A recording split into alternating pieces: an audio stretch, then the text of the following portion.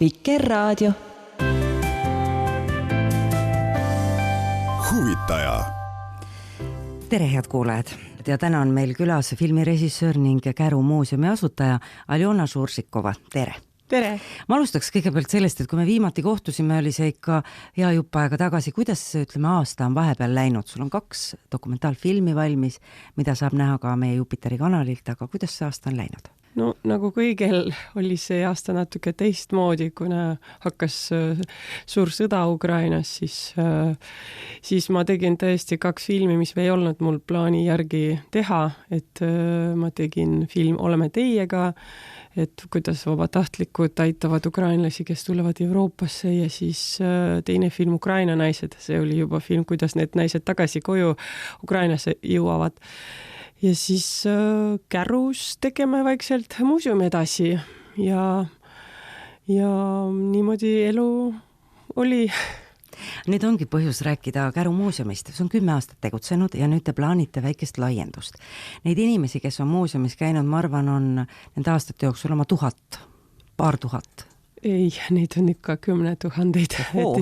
Iga aastaga tuleb mingi, esimene aasta oli 1500, siis oli 2500, siis oli 3000. Ma ei tea, eelmine aasta oli vist nagu 5000 või midagi, ehk siis neid on juba tuhandetest neid inimesi ja huvitav on see, et inimesed tulevad tagasi, et nad kogu aeg tulevad tagasi, sest me kogu aeg avame midagi uut, me kogu aeg laieneme, meil on kogu aeg uued näitused.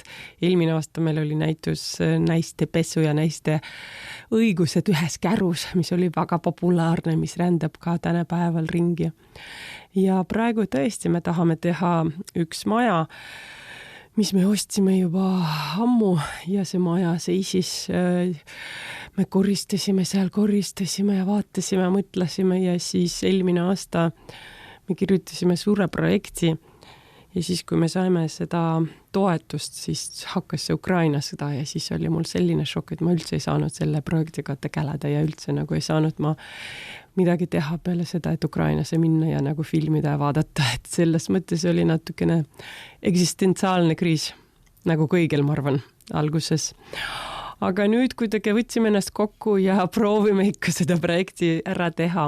Kahjuks hinnad läksid nii palju üles, et tõesti meil on praegu hoondias kampaania, et me proovime leida natuke raha juurde, et seda ehitus ikka ära teha.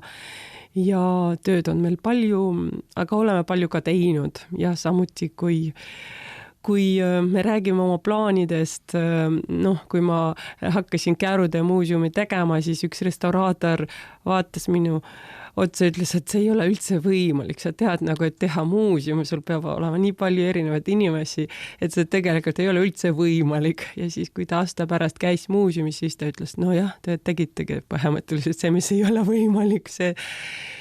Siis umbes selline lugu, ma loodan, juhtub selle majaga. Mis maja see selline on ja mis sinna peaks tulema? See on selline Eesti-aagine maja, kuskil 30-ndates. Vanasti oli see tööliste maja, ehk siis seal elasid erinevad perekonnad või erinevad töölised, kes käisid tööd tegema kuskil nagu rikkamate inimeste juures tavaliselt. Ja see maja oligi ehitatud üks inimene, kes käis vabadussõjal, siis ta sai maad ja ta ehitaski seda maja selleks, et raha teenida. Ja ta ehitas neid kuskil 30-ndatel, ise teate, mis juhtus 39, ehk siis ta ei saanud eriti palju rikkaks, aga õnneks ei saanud ta ka Siberisse, et paljud inimesed Kärust said Siberisse. Aga tema on nagu kuskil Saaremaal on vist või kuskil ühesõnaga ta nagu väga ei tegelenud selle nagu majaga ja siis see maja endale sai nagu riik ja siis seal olid raamatukogu, seal oli sidepunkt, seal olid ka korterid, kus elasid erinevad inimesed, aga juba viimased mingi 20 aastat, ma arvan, või 2007 vist viimati, kui seal keegi elas ja siis see maja seisis tühjana. Ja siis me ostsime see 2018 ja nüüd loodame, et teeme seal ajaloolised korterid, et sinna tulevad kõik need perioodid, seal tulevad 30-ndate stiilis korter, 60-ndate stiilis ja 80-ndad. Üks korter, ma mõtlen, kas sinna tulevad 20-ndad või siis 90-ndad, vaatame, mis meil nagu rohkem nagu meeldib või kuidas see tuleb, sest maik on väga vana ja tahaks nagu vanaid asju teha, aga see on palju kallim ka ja palju keerulisem, et kõik need tapeedid on nagu kallimad, aga vaatame, sinna veel on aega. Aga see on idee, mis me põhimõtteliselt Käru muuseumi algusest nagu mõtlesime, et kõik need meie vankrid oleksid nagu sellisest nagu ajaloolises kontekstis, et see idee oli meil hästi-hästi ammu varem, kui Eesti Rahvamuuseum sellised toad tegi, et see oli mul väga-väga ammu. Et hästi, et nagu mingi 15 aastat hiljem see idee võib-olla üks päev on nagu teoks saanud. Ütle mulle, Aljona, miks sa seda teed? Kõik küsivad, miks ma seda teen. Vot ma ei tea, see on nagu filmiga, et nagu sa küsivad nagu, miks sa seda filmi teed. Sa teed sellepärast, et sa ei saa mitte teha, et nagu hakkas sõda ja siis me võtsime autot, meil ei ole raha, meil ei olnud nagu mingi eelarved, me lihtsalt võtsime kaamerad ja läksime mehega sinna piirile, hea, et mul meesoperaator ja kaameramees, eks ju. Ja siis tegeme filmi mingi 2 nädalaga põhimõtteliselt ja lihtsalt sa ei saa mitte rääkida sellest, mis sul valutab.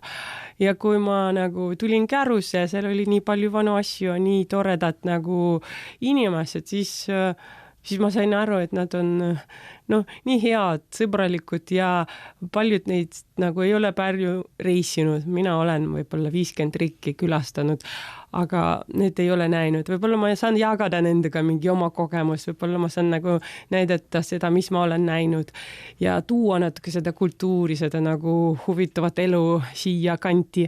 Ja siis kuidagi see hakkas. Alguses me tegime hästi palju mingid sotsiaalseid projekte, et ma tõin nagu erinevad inimesi, kes rääkisid oma kogemusest, filmitegelased, fotograafid, tegime mingid näitused. Ja siis see kasvas juba suureks muuseumiks, Kärude muuseumiks, siis inimesed ühendasid meiega. Et ma arvan nüüd Käru inimeste jaoks, Käru kogukonna jaoks ma usun.